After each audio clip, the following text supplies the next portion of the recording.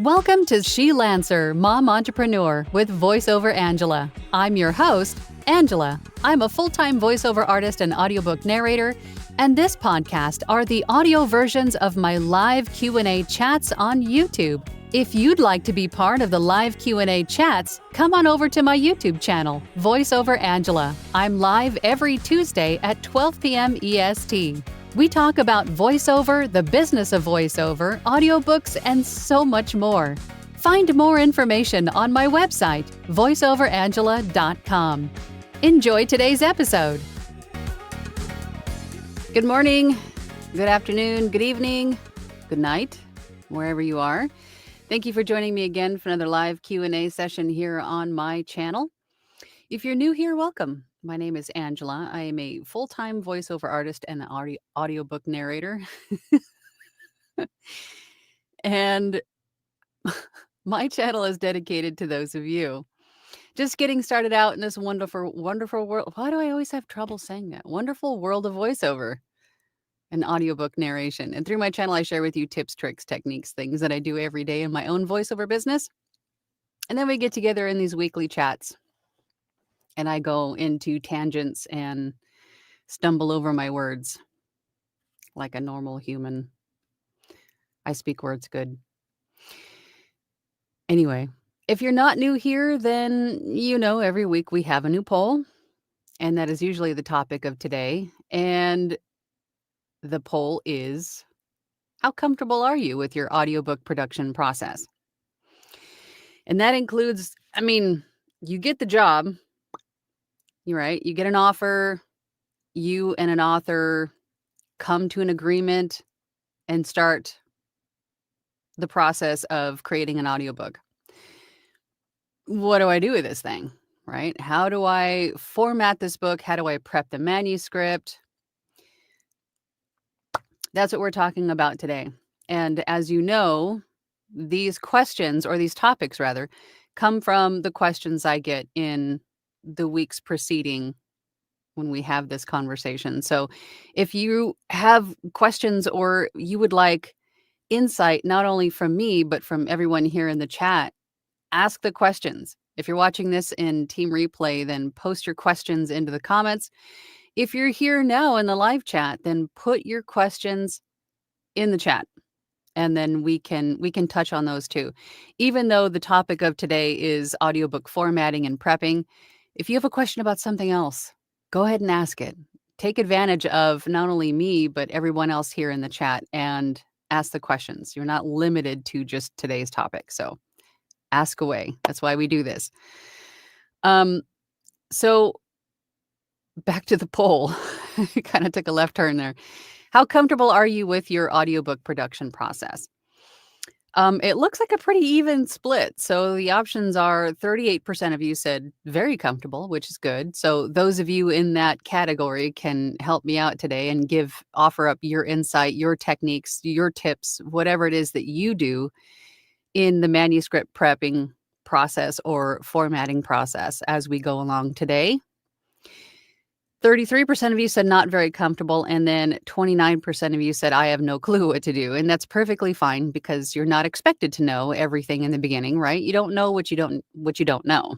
You don't know what you need to know unless you ask the questions, right? So for those of you that are in the not very comfortable and I have no clue what to do, I'm hoping that something said today can help push you forward and get you out of that, either that stuck stage or that procrastinating stage, and get you moving forward. So what do you do? You have a manuscript, and I'll tell you, one question that I get a lot is, once I have the manuscript, do I read through it first? And I think you should.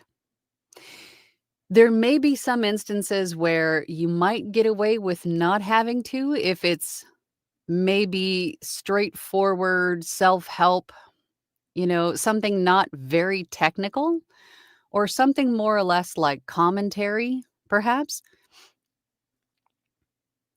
Because even in those instances, you may want to read through it just to see if there are any topics that you are unfamiliar with or words you need to look up. the pronunciation of or the meaning of, so you sound like you know what you're talking about, right? But for the majority of the books that you get, you should definitely read through them first. And especially with fiction, because you want to get an idea of who all the characters are, right? Is the book written from first person, third person? Um, do any of the characters have particular personalities that remind you of, characters in books, shows, movies? Do they have accents? Do they use certain dialects? Do they have what kind of attitudes and personalities do they have? And then start building character sheets as you go along. And then in also through that initial read through, if you have any questions about, let's just say, for example, this is a fantasy book and it has names of places and people that may be difficult to pronounce. You definitely might want to have the author help you out with the correct pronunciation of those places. Um, what was the other thing that I was just going to touch on in terms of characters? The character sheet. Um, it would help to take notes on each character, meaning background, who they are related to the antagonist, protagonist, the main characters, whomever. Accents again, dialects. If they remind you of someone from a movie or from a show, then you could even put a picture of that person in the character sheet to remind you. If you have questions about character voice development, right? A particular voice for a particular character, and you're not quite sure if it's going to work or not, then, when in doubt, ask the author. This is a team effort, and a lot of the times the author will rely on you as the professional to come up with these things, but authors will have input. And, if you think about the author spending months, if not years, writing this book, poring over it, blood, sweat, and tears, investing money into editors and all of the things, they're going to have input on these character voices too. So, um, the prep work is definitely going to be needed. Oh, that was the other thing. Highlighting. Going through your manuscript, and as you're developing these characters or taking notes on these characters, you can go through and assign each character's dialogue in a different color or different highlight.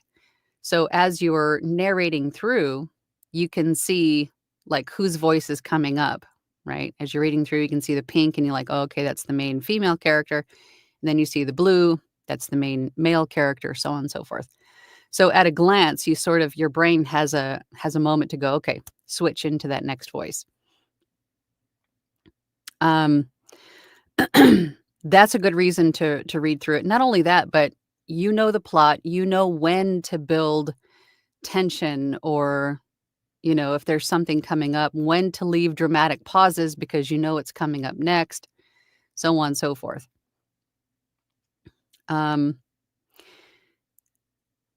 There's nothing worse than discovering that your main character has a Scottish accent in chapter 10. If you haven't read through it before and knew that he had a Scottish accent. And so then now, if you didn't read through it before, you have to go back and re-record the first 10 chapters in a Scottish accent. So it's always a good idea to read through the book first. Also, the pronunciation or any other notes that you have for yourself, you can mark up the manuscript as well. Another question I get a lot is, should I print out the manuscript? And ideally, ultimately do whatever works for you, but you don't have to print out a bunch of paper if you don't need to. Most authors, if not all, will have a digital copy of their manuscript.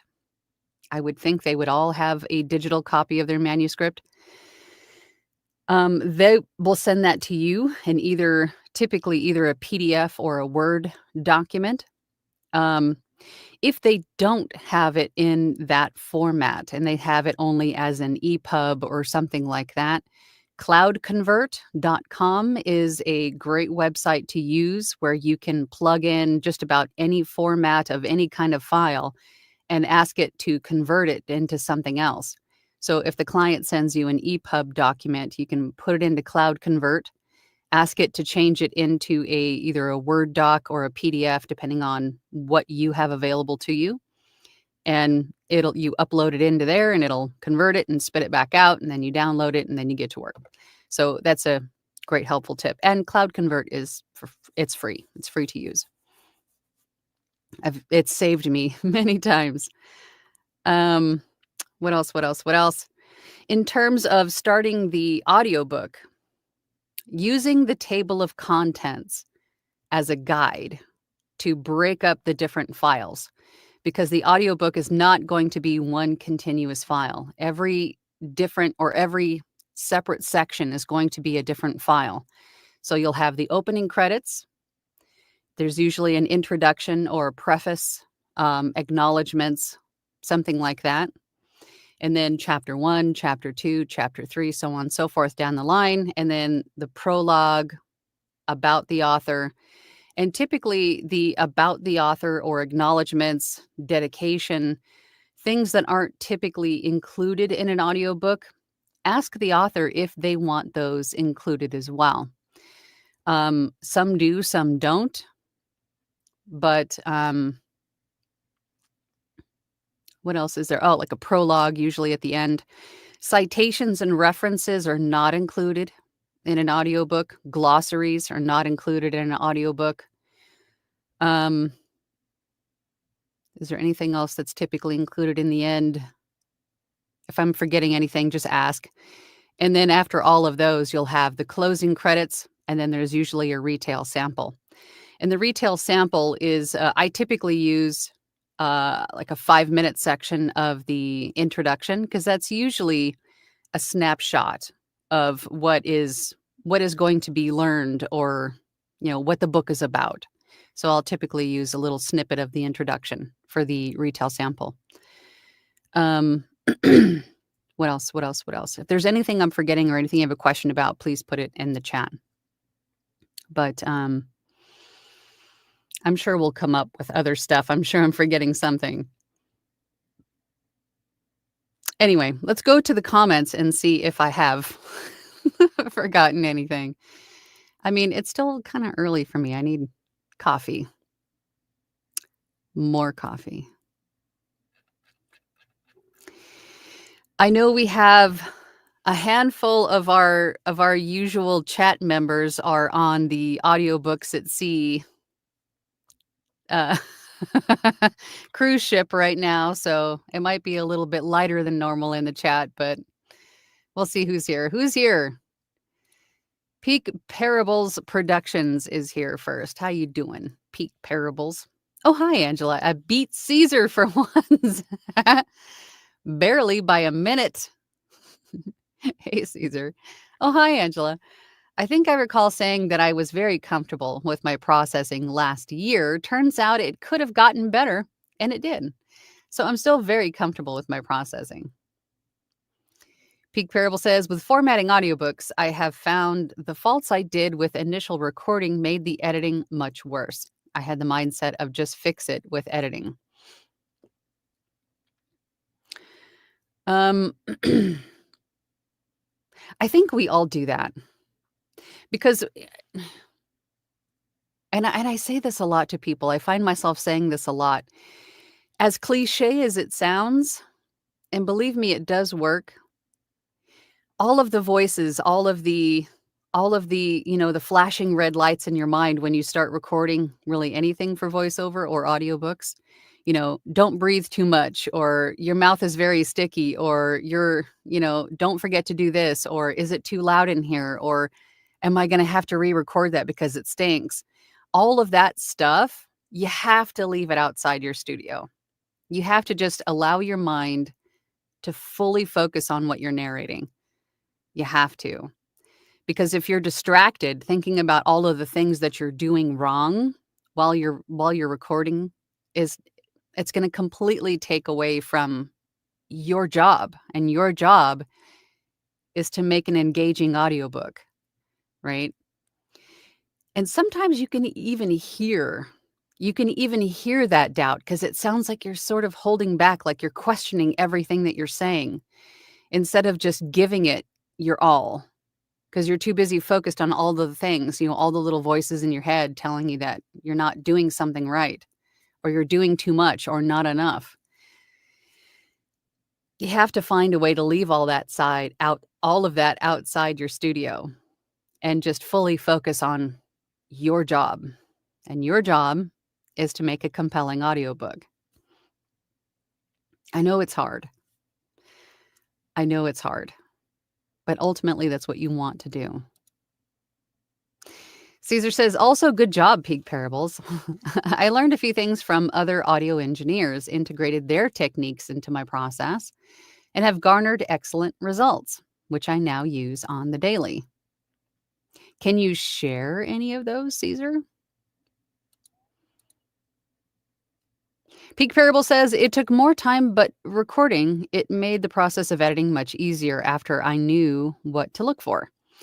My biggest dumb mistake on my first book is recording with mic in the wrong direction. And, don't feel bad about that. For all of you just getting started and are just purchasing or have had just purchased a new microphone, typically there is, if it's not the shotguns like my microphone, not so much. I mean, it's kind of obvious which side is the front because, there's a plug on one end and then, but for some of the mics that sort of look like the common, like what you would think of when you hear microphone, it's got two sides. Some are omnidirectional, some are unidirectional, but if there's a front, it'll usually have a gold dot to indicate what is the front. Why they don't just put front and back on the microphones, I don't know. But the gold dot is usually the front. And I know you've probably noticed, or maybe you haven't, depending on what generation you're from, but we used to get owner's manuals or reference manuals or instructions of some sort with electronics. Not so much anymore. You usually have to go to their website and download this gigantic PDF, which nobody does, right? If they could at least include like a quick start guide that says, this is the front, this is the back, but they don't. They expect you to go to their website and download this gigantic PDF that no one does. No one's going to read it. So just note for you, the gold dot indicates front. And don't feel bad if you've been talking into the wrong side of the microphone because a lot of people do it because of the lack of information. So don't feel bad. Don't feel bad. Caesar says, I've also worked on duets, which actually requires even more work. And we're going to be talking about that this week, actually, in my Platinum group about dual and duet narrations. I've also integrated analog hardware into my workflow. So that's a whole other kettle of fish. All in all, I'm having a lot of fun. You should be, Caesar. You put in a lot of hard work, still do every day. You should be seeing the rewards from that. That said, hello, everyone. I scored my first non-spicy book today on Japanese samurai honor code. Interesting. I'd love to hear that one. I'm beyond excited. You should be. Got the lead from my website contact form. Did you ask them how they found your website? Was it like a Google search or did someone refer them? Did they see your social media? How did they get to your website? Inquiring minds want to know, Caesar. Rustic Hillbilly is here. Good morning. Say good morning to, or congrats to Caesar. Rightfully so. Caesar says, Peak Parables. Wow. You know what? I've done that too. Record with the mic backwards. Seriously, mic should be less symmetrical. My cup of tea says, morning, y'all. Glad to be here today with you. Pamela says, hey, Pam. Says, heading toward a coffee pot, even as you speak. Yes. Coffee is good. Anne is here. Hey, Anne. I said very comfortable, but I'm always looking for ways to streamline processes. And that is definitely the way we should be looking at it. Because I'm sure, as you're well aware, when we first start out with audiobooks, producing audiobooks, it takes a long time. Even if it's a short book, what should take you maybe, let's just say, maybe like 3 hours finished, could take you 20 hours, right? To get done with all the narration, the editing, the mastering, the formatting. And you shouldn't be hard on yourself if it does, because the first book is usually the hardest. That's where you learn typically the most. And learning takes time, and that's okay. As you continue to move forward and as you continue to produce more audiobooks, the more little shortcuts or ways to streamline your process you will find and integrate. um, and that's where, if you join groups, workshops, online classes, get with mentors, and then they can introduce ways or help you find new ways to streamline or make a bunch of micros into a macro, right? Combine multiple steps into one step. I mean, every little thing that you can do to save yourself some time and some effort going forward, you will discover and integrate as you go forward. As I always say, it's in the doing that we learn the most and continue to get better. So if you never get started, and if you get stuck in that procrastinating stage, then you'll never get to the doing part. You'll learn so much more and grow so much more in the doing. So you have to get to the doing. You have to just get started and do it. Okay, tangent over. Jim said, could do better at recognizing and removing mouth noises in the spectral analyzer. I can remove pops in the waveform side, but don't know this stuff. It sounds like you're doing just fine, Jim. Because we're friends, I'm going to tell you, I think you overthink a lot. I think you know enough. I think you know where to find information. I think you know what to do most of the time, but I think you either second guess or overthink, Jim.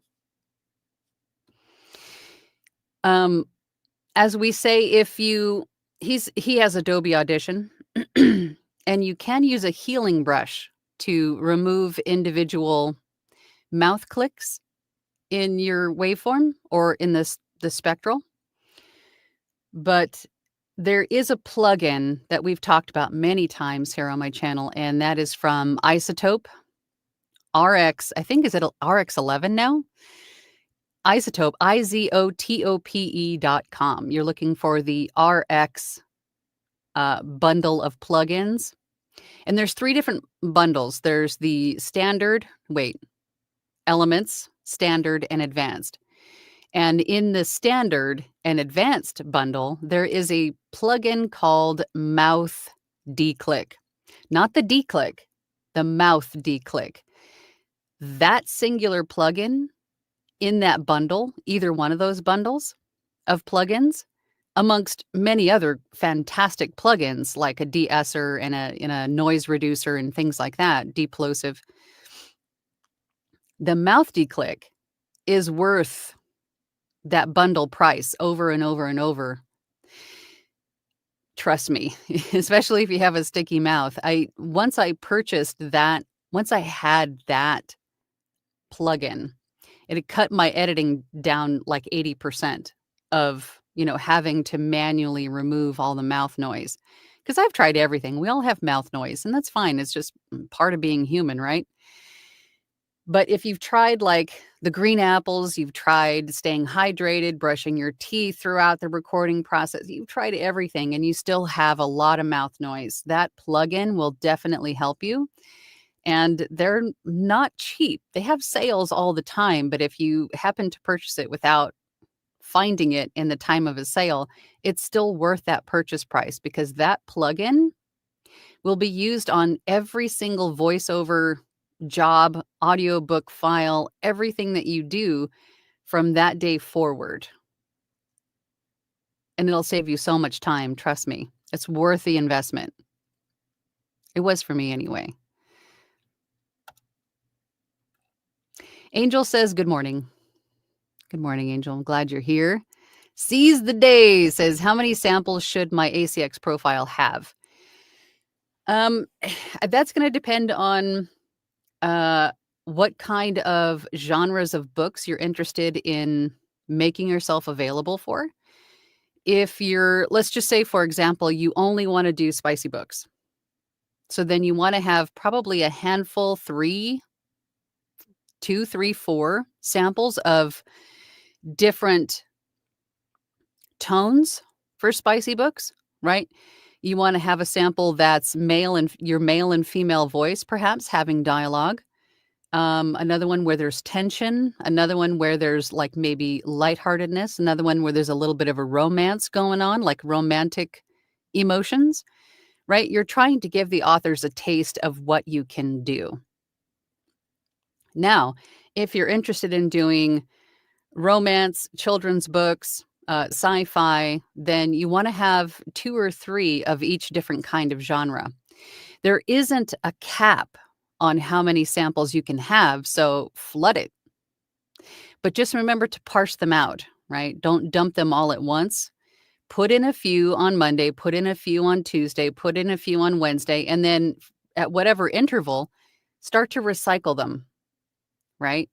Take out older ones and replace them with new ones, or just take them all out together and just kind of put them back in there again once a week, once a month, whatever interval you choose.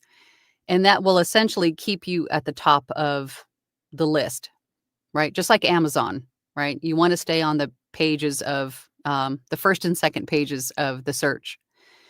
But there isn't a cap, so go crazy. But I would say 2 or 3 of each genre in varying tones or situations. Reading Time with Poppy said, I had the choice between barely on time and a little late with donuts. I mean, as long as there's donuts, we're good. Caesar says, mitigating mouth noise before the recording session is valuable and time-saving, but I can understand if this is challenging. That said, invest in Isotope RX11 Standard. It'll pay for itself. Regarding Isotope, if you can't pay the full price up front, consider their $20 monthly. Then wait for a sale. This is what I did, and I'm averaging 3 to 5 projects a month, so the cost to earning evens out. Caesar then says to Anne, you have a very good understanding of the process, and I really, really appreciate that because it allows us to communicate in the same language, mostly. I do decipher some of the jargon. Erica Carr says, off today's topic, I would like to learn more in a future live session, or today would be cool too. How do you visually see on the screen that there is a breath or problem if you're not hearing it? Depending on which DAW you use, excuse me. I know Adobe Audition and Audacity have a spectral display. On the spectral display, you can see a whole lot more than you could on just a basic waveform. So depending on the DAW that you're using, and if there's a way to check your DAW to see if there is a spectral view option opposed to just the waveform, that would be ideal. It'll help you see issues that are potential issues that you can't see on just a waveform. So if you're looking for mouth noise, if you're looking for like throat gurgles in a breath or something like that that you can see in the spectral display, then that will help you in the editing process. But that is how you see these things, is in the spectral display.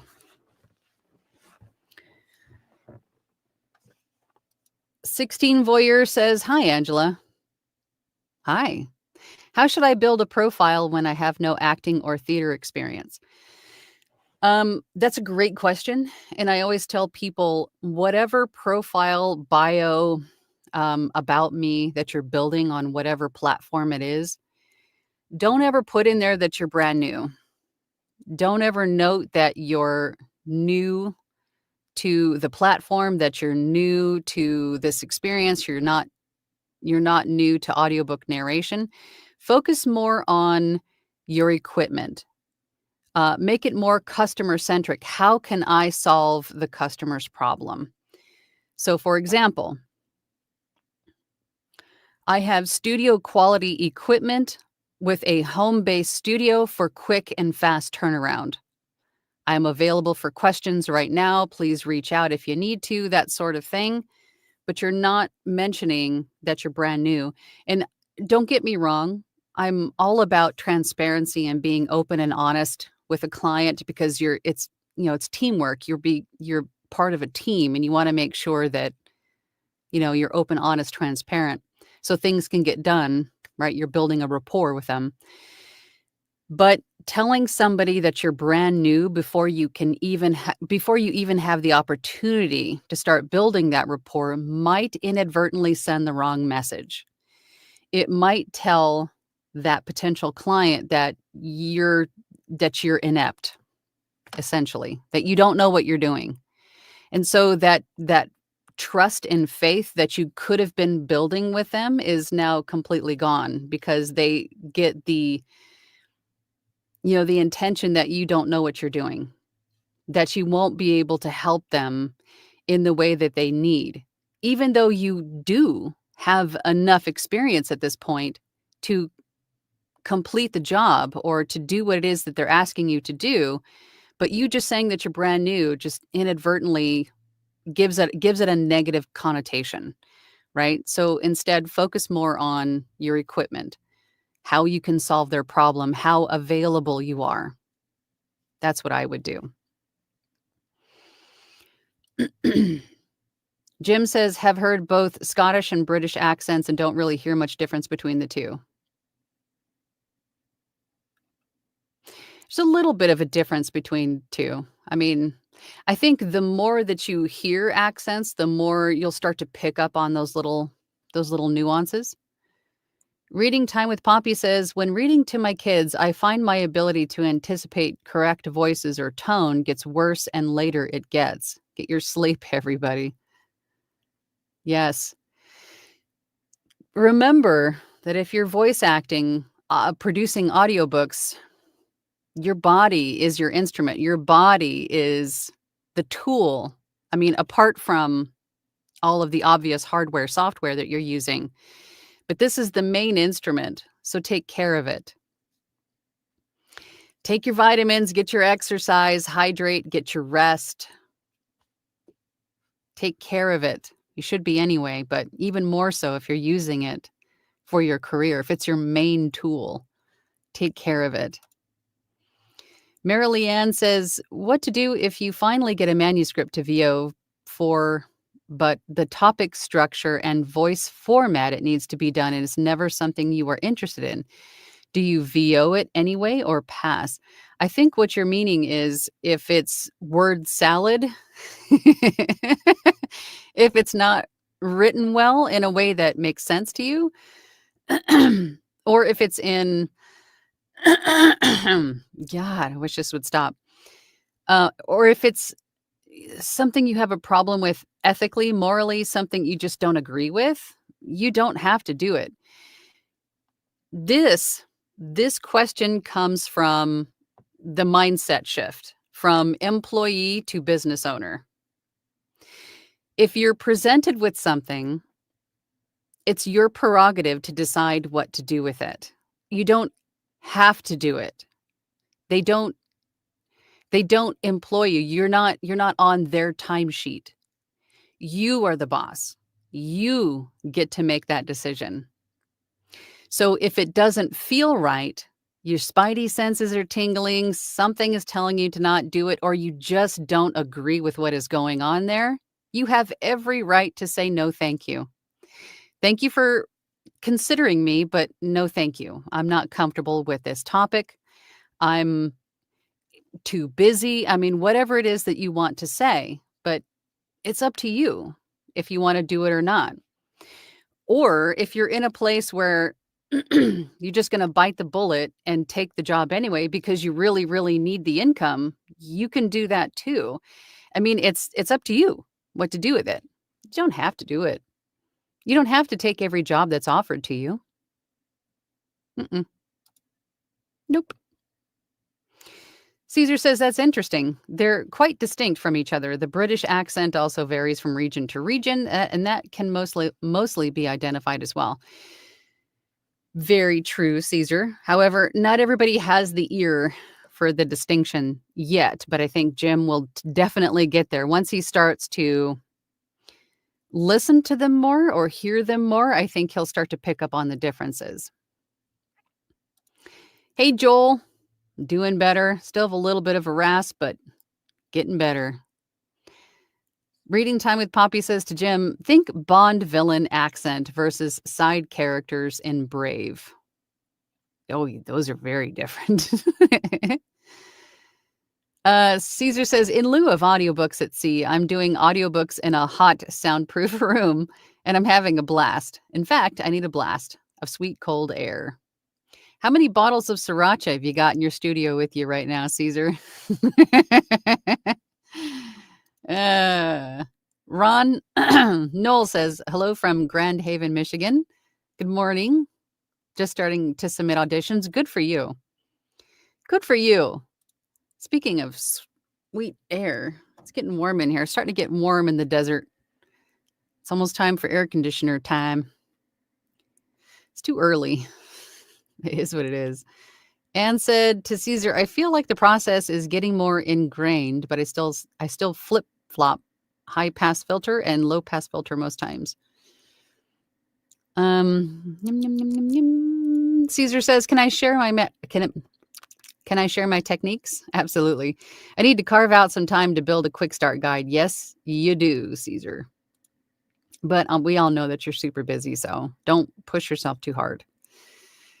Anne says to Caesar, I finally realized the filter is letting the highs pass through. I think that's how I'm trying to make it make sense. Joel says, my processing is getting a lot better so far. It's definitely a learning process. I do enjoy it, though. It takes time.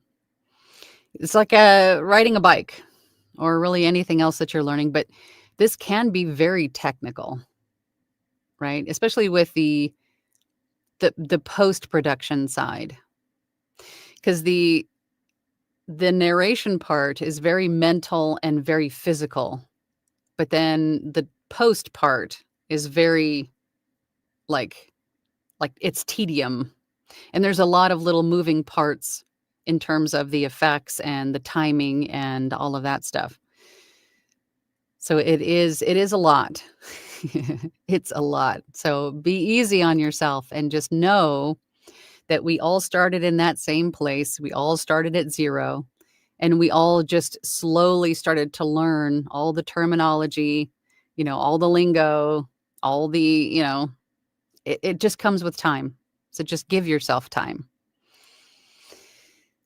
See if we can find some questions here. Angel says, the first time I plugged my mic in, it was backwards. Why do I sound so distant? Not the only one. Don't feel bad. Peak Variable says, with retail sample, I do a specific sample that rights holder wants, then ACX just does the first part and not the audio sample. I know. That's how long ago did they start doing that? About a year, maybe? And they just started to automatically just play like the first 5 minutes. So what's the point of us submitting a retail sample? Recommendations on getting it changed to desired segment. I don't think that there is. I think that's just something ACX is doing on their own, to be honest. So I don't know. I don't think there is a way to change it. If somebody knows a way to opt out, if there's a way to opt out of that, please let me know. Jim says owners' instruction manuals are usually in multiple languages in 3-point type, my experience. Oh, yeah.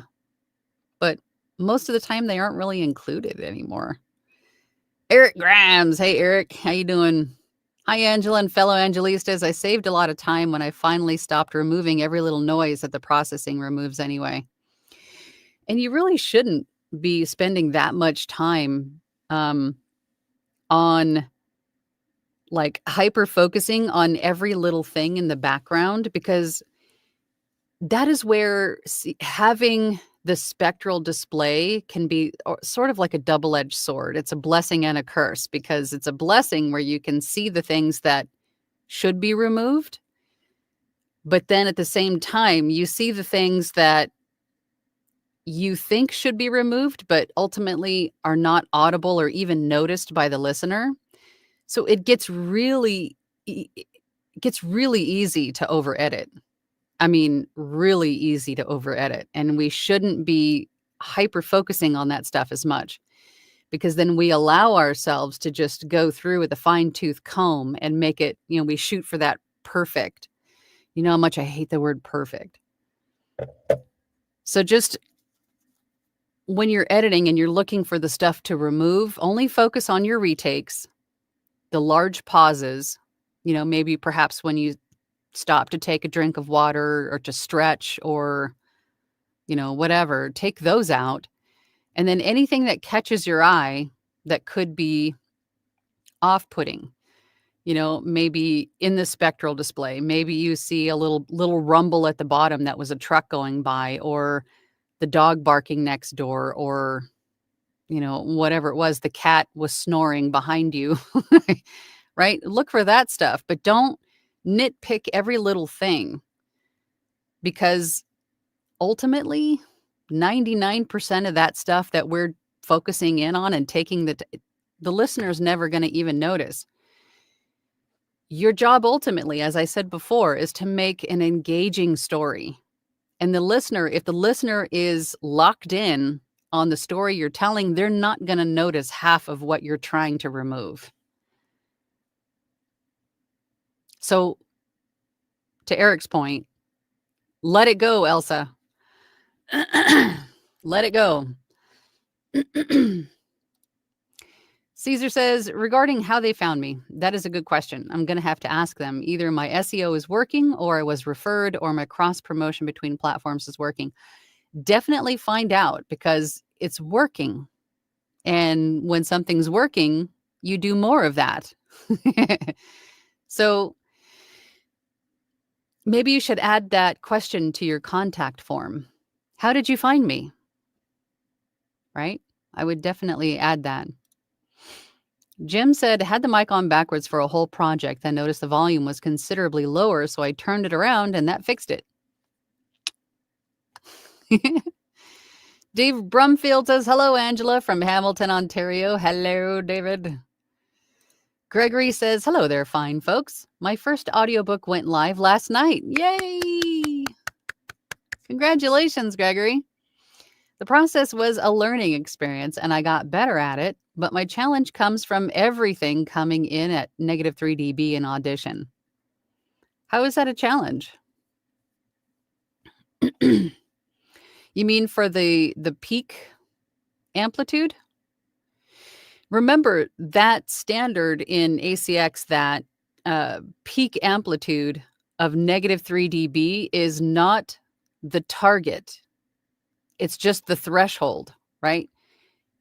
No volume or no dialogue can go past or be higher than -3 dB, cannot go any higher than that, but it's not the target. So if it's -3.56, or, that's -3 is not your target. So if you need to turn down the volume a bit, right? Even after you've normalized it to -3 and now it's -2 point something, just turn down the whole file volume, like select the whole file and turn down the volume like 0.3 dB, and then it should be under -3 and you'll be just fine, right? So keep that in mind too, that the peak amplitude of -3 is not the target. It's just a threshold. You cannot eclipse it. You cannot go louder than it, but you don't need to land. It doesn't have to be at -3. Anne says, looking back to my first book, I definitely jumped into audiobook land and then was forced to figure out, learn, YouTube, get help, and get that first book done. Good. But I mean, to your point, just do. Just go. Sorry, I'm having to move my legs around here. Go, right? Get all the learning, get all the support, get all the help. Learn all you can, but you have to be in the doing process while you're doing that so you can apply these new things that you're learning and discover perhaps maybe new things that you need to figure out along the way, and then learn so much and build your confidence in the doing and in proving to yourself that you can do it. That in and of itself is everything for confidence building. For sure. Brian says RX11 is amazing. It is amazing. The best plugins I think I've invested in for sure. Jim says, I hear that chewing gum helps keep mouth noise down, but you definitely don't want to be chewing gum. I guess it depends on the type of gum, but I definitely would not be chewing gum while you're recording an audiobook.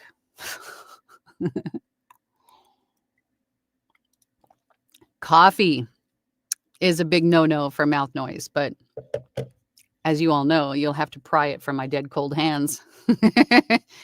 Hence, Isotope RX10 or RX11. And says, I'm sure that first book took me at least 10 times the PFH, but I learned a lot. You guys just got to jump. Same. I think everybody in their first audiobook has the same sentiment. It's your first book, it takes you 10 times longer than probably any other because it's a learning process. And that is everything. That experience, going through the whole process from A to Z,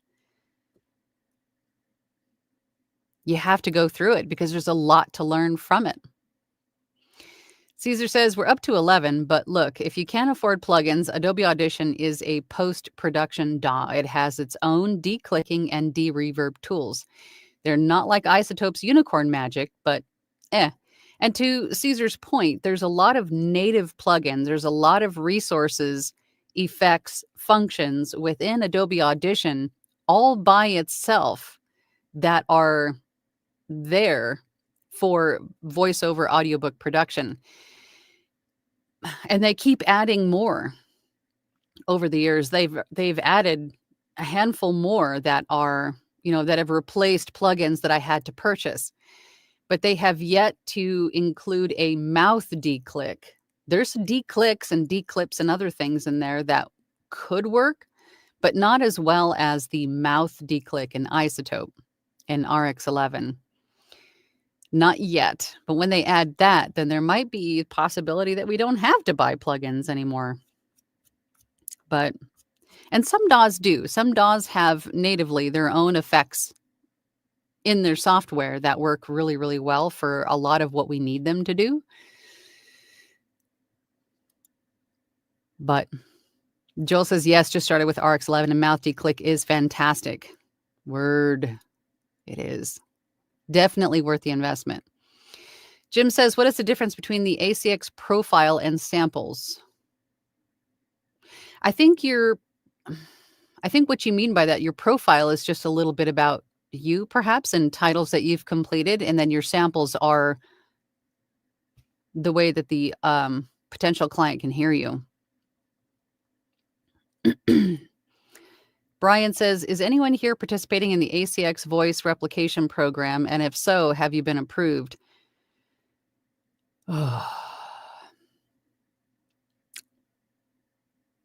No.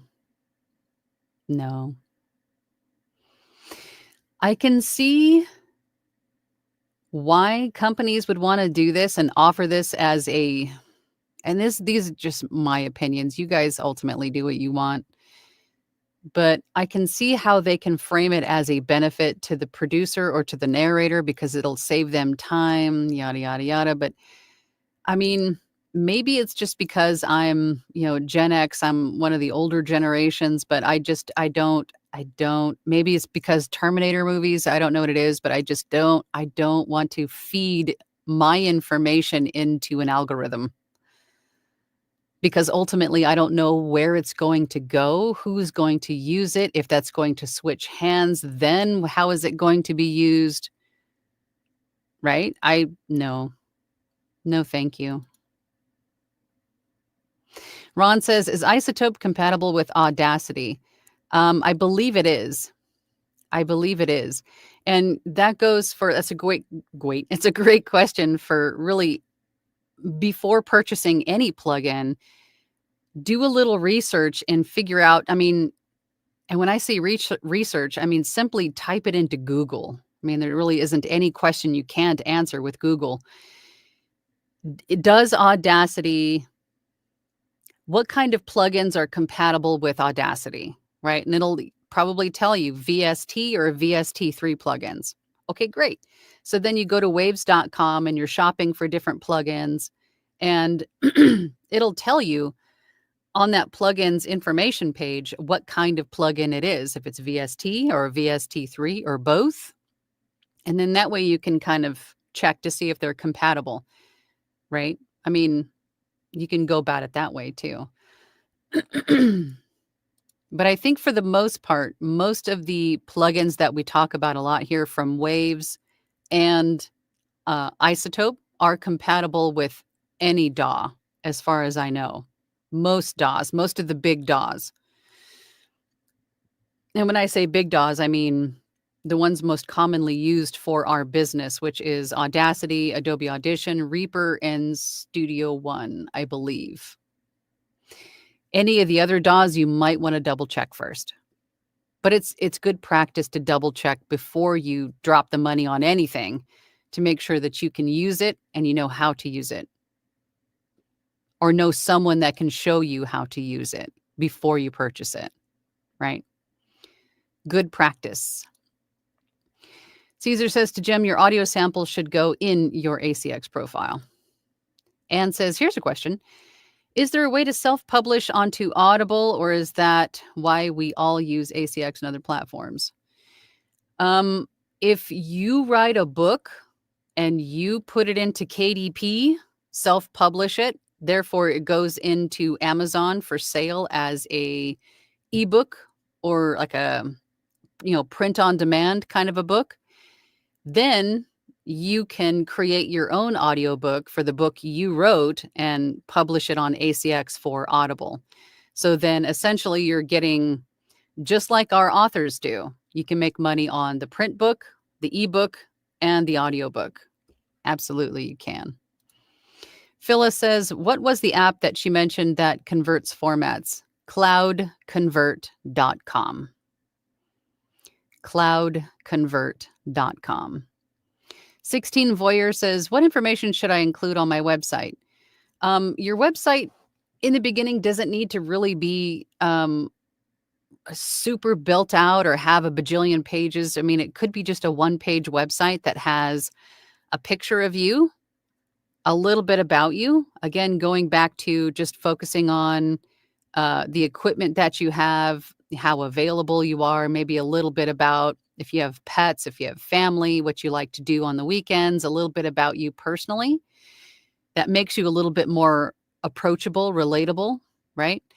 A way to contact you, like a contact form or a business email address, and a way for them to hear you. You could build out like a SoundCloud account and put some demos on it and then copy the link to those demos and just paste it into the website page or embed it onto the website page, or upload your demo videos into YouTube and then link those YouTube videos into your website. But there has to be a way for them to hear you. So a picture of you, a little bit about you, a way to contact you, and a way for them to hear you. That's all you really need on your website to start. And then you can build it out more if you want to, but that's essentially all you need. Peak Parable says, one thing that has helped me at the beginning of every session, double check everything, is on and working, including phantom power. Yes, make sure your phantom power is on. I now edit as I go, so if I encounter mistakes, the damage is mitigated. Like punch and roll. Yeah. Brian says, I am certainly not passing myself off as an expert here, but my understanding is that ACX is the only way to get an audiobook on Audible, and there has to be a copy of the book available on Amazon. As far as I know, ACX is the only one that is feeding audiobooks onto Audible, but the author can also go non-exclusive on ACX, so they can also upload or distribute their audiobook on other platforms as well. But to get onto Audible specifically, ACX, and I'm sure there's other internal ways of doing it that are not accessible to us. But yes, ACX directly feeds into Audible.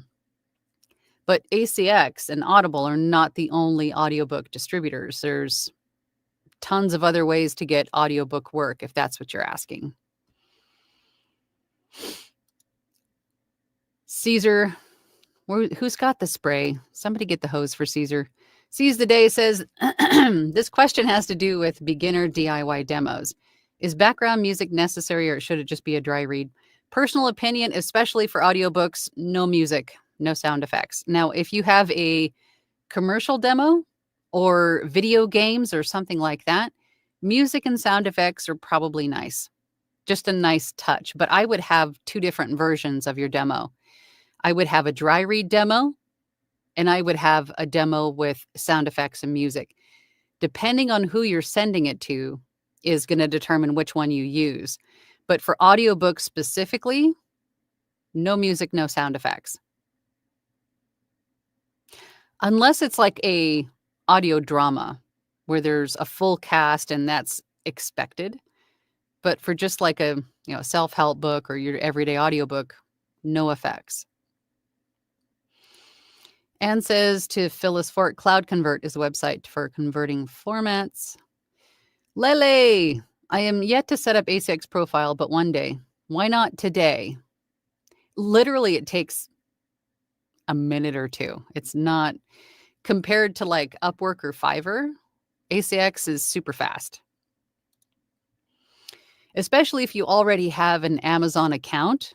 It's literally, it just converts, just takes all of your stuff, the information you already have in Amazon, and it uses that to create your account. You just have to add the little bit about me and your samples, really. It's super fast. Joy says, good morning, everyone, from sunny, cold Southfield, Michigan. At first, it took a little time, but I'm comfortable with the production part and have sour cream donuts. I don't know if I've ever had a sour cream donut. I bet you those are tasty. Hope you brought enough to share, Joy. Jim says, when I started off using the spectral display, I wiped out everything between sentences. Now I remove down to the noise floor level and leave that in. Sounds more normal that way. Yeah. Avoid over editing. Kyle Johnson says, it keeps us sounding like the humans we are. Yes, flaws make us human. We are not AI. Exactly. Phyllis wants to know, do you read the... No, you do not read the table of contents. I would say if you're looking to getting into audiobook narration, oh, come on, boys. If you're looking to get into audiobook narration, listen to audiobooks yourself.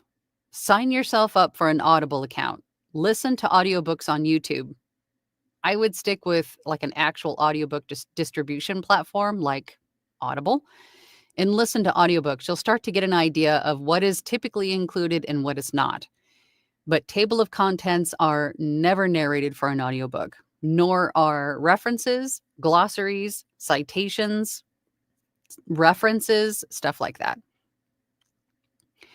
Just like the actual meat or bulk body of the book itself is included.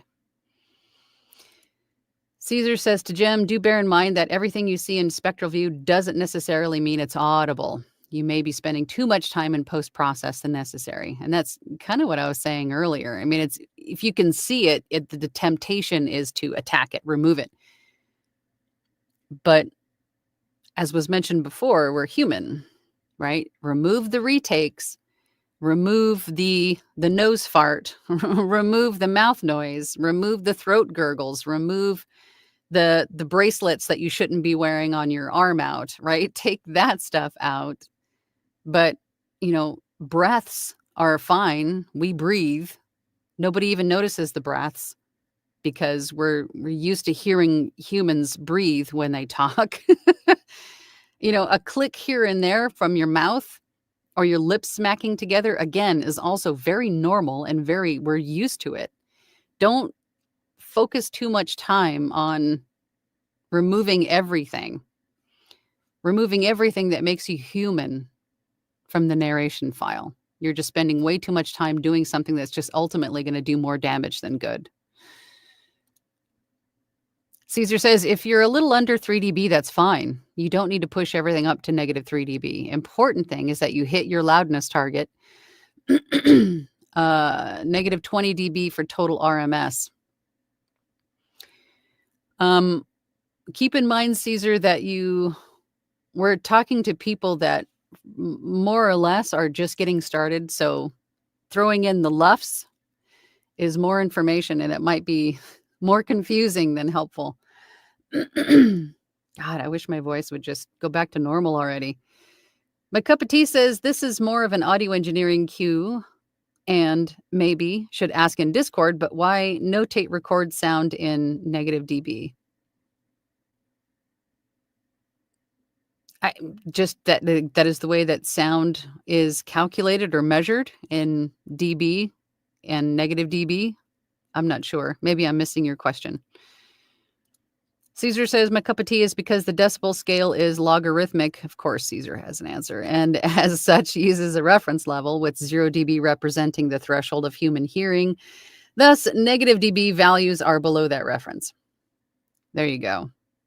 You can start calling Caesar Bill Nye the science guy. Caesar Nye, you have to think of a good one. We have to think of a good name for Caesar. Caesar says, the only thing I want to replicate are my genes, not my voice. Okay. Cup of tea says, good to know. Thank you. I'm sure I have more questions about it. PSVI, hey, Paul. Paul brought the donuts. Thank you, Paul. Joy says, the better thing to do is check with Audacity support section first. Yes, mom look. Bye, Jim. Enjoy your lunch. Hey, Mr. Gibbs, I haven't seen you in a while. Is there another platform besides ACX that you can get audiobook work? Yes, tons of them. The best way to get audiobook work is to be present on social media, is to market for it on social media, make connections on social media. You'll eventually start to make connections with indie authors, publishers. I mean, social media is where it's at. But then there's also other platforms like Ahab, Findaway, right? Literally go into Google, open up Google, type in audiobook distributors. I always have trouble with that word. Distributors, audiobook distributors. And it'll give you a list, or you'll see tons of them. There's tons of ways to get audiobook work. ACX is just one. Marilee Ann says, thanks for the response. Wanted some insight to the mass tech learning curve. Always interested in VO work, but new tech equipment would be ultimately a necessary expensive investment. It is, but it doesn't have to be expensive. You can always buy your equipment secondhand, right? And then upgrade.